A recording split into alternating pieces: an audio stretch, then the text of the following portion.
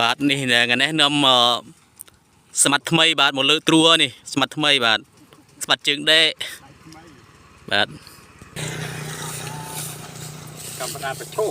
នេះគេឃើញកាមេរ៉ានេះនោះហីត្រូវទៅហីនេះមកអើយនេះ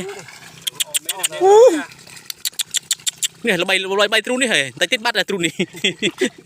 អាហាងរត់ទិញទៅទ្រូនេះតែសិតអាហាងរត់ទិញទៅយ៉ាតំណងទៅណាចុះនេះទ្រូលងណានេះនេះបោះគីទេជួយដាក់ព្រឹកមិនដល់គេមកដាក់ទៀតដាក់ចិត្តគ្នាទៅវាជាត្រីសតទាំងអស់ត្រីគល់ព្រិចនេះគល់ព្រិចនេះអមោដៃថ្មីអមោដៃថ្មីច្បាស់កុចដែរទៅបើរលុយច្បាស់កុចដាក់កុចដែរនេះអូស្រោនេះកើតណាស់ស្រោនេះបាទនៅចិត្តត្រូវតារស់ត្រូវតាណាទេតនេះធ្វើមកនេះមកទ្រូត្រីគល់ខ្មាន់មួយទៅនេះត្រីខ្មាន់មួយ